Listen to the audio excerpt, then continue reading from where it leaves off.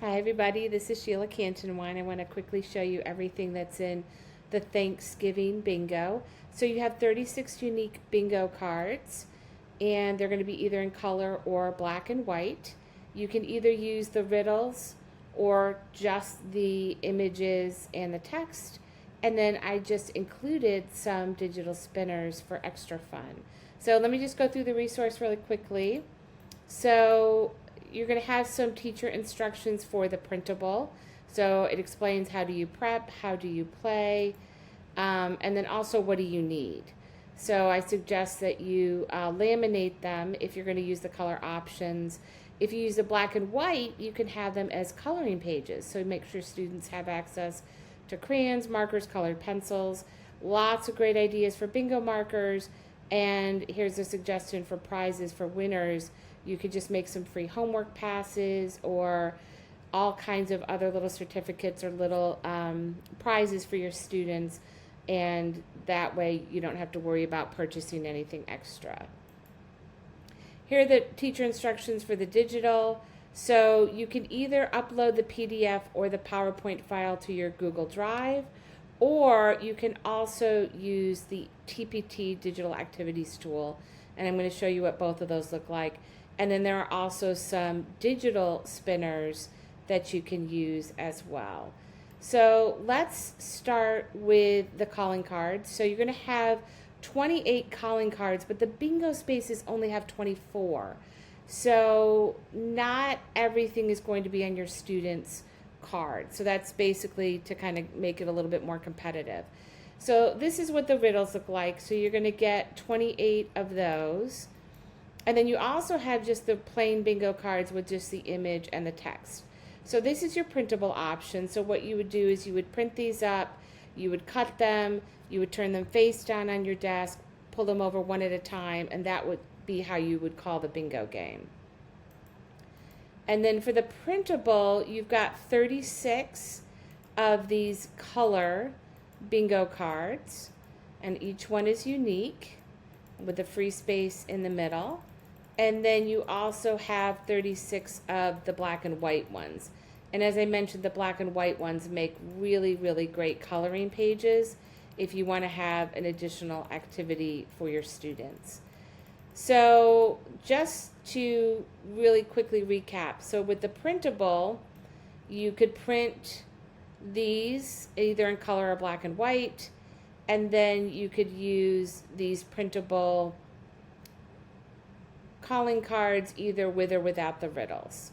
Let's talk about the digital options. So there are some really cool digital options. So this is with the Easel activities, and this is just included in the product listing. So what I would do is I would have my students go ahead and choose a shape.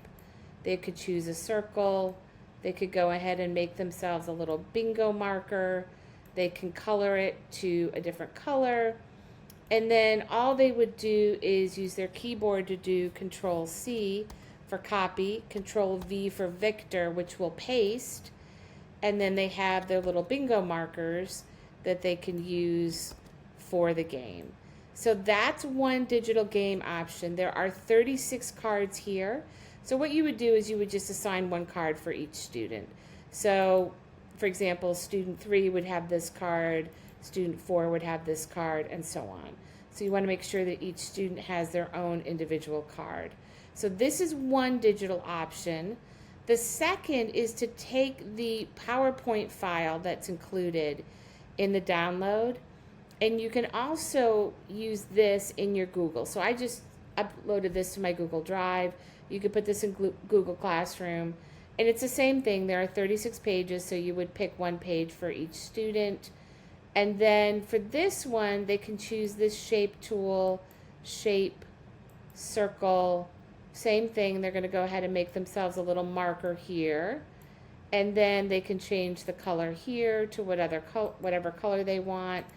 And then same thing, they're going to do Control C, Control V for Victor, which will paste. And then they can go ahead and play the game that way. So this is kind of a fun way to just use the cards digitally if you don't have time to print them. Maybe you don't have access to a color printer, But this is a really fun way. And if you want to play this multiple times, you could have students use the same pages. Like, for example, student 1 has this one. Or you could kind of mix it up, and each student would have, you could say, okay, it's your student number plus 1. So if you're student 1, you would have 2 for the second game, and so on. But generally, I think students kind of like to use the same card. So that's an option if you wanted to use it. And then the other digital fun thing that I just added is the spinners. So here's the directions on how to use this. This is on page 7 of the PDF. So there are 4 different links here, and then all the spinners down here are linked as well. So what you're going to do, and you don't need any account or anything like this, you don't need a login or password. So I'm going to start with the spinner with the words. So all I do is I click on that, and it tells me to go ahead and click to spin. So I'm going to go ahead and spin, and these are all 28 items that they have on their bingo game. And so, for example, apple pie is selected, and the directions say, please mark this on your bingo card. So the students are going to go ahead either with the printable or the digital, and they're going to go ahead and mark that. And then here's the important thing. You need to hit remove so that the next time you spin the wheel, apple pie is gone. So you don't want to have duplicates of what you're calling for the bingo game. So we have Pilgrim Boy. Please mark this on your bingo card. So students would go ahead and do that. So that's really helpful. So that's the first spinner. So this is really good for maybe students who are a little bit older and their reading skills are pretty good. This one is really fun too. This is if you want to do both the images and the words.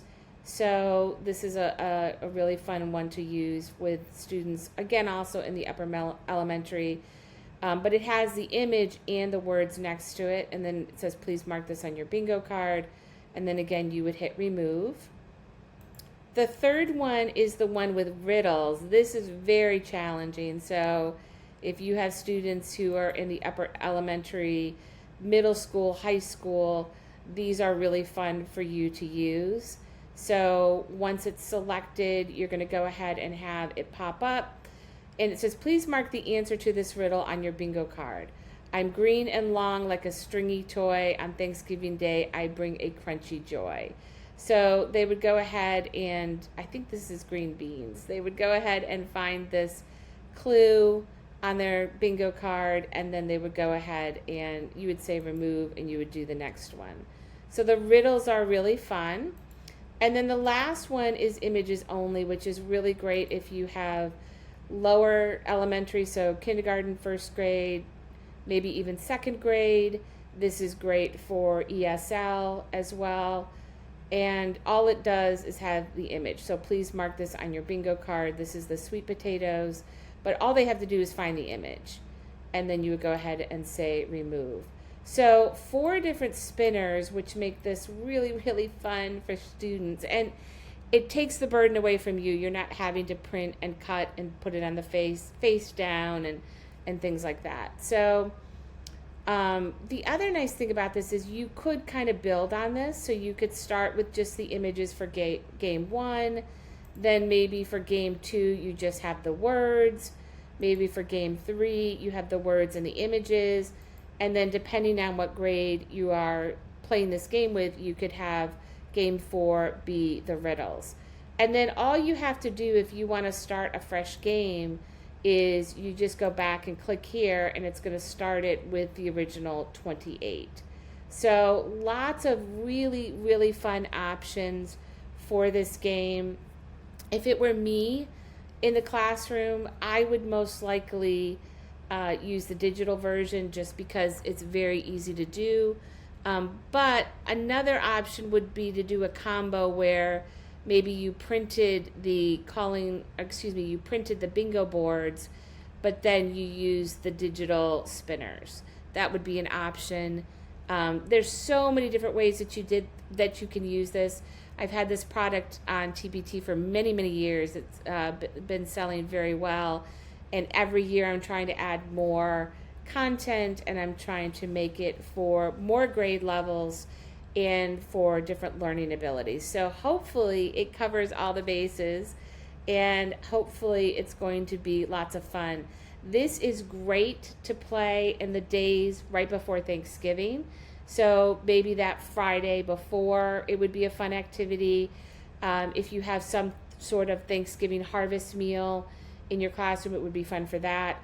I have a lot of sales in those 2 days before Thanksgiving also. So if you just want something to do with your students, I know often the attendance gets a little bit low. People are traveling. I know there's a lot of kids that are usually sick that time of year. This is a great fun game to play because you're not introducing any new content for your students if you do have a lot who are absent. But the kids who are there are going to really love it. And then the other thing that I'm going to mention as well is I have a lot of teachers who actually send these home with their families or make it available to their families.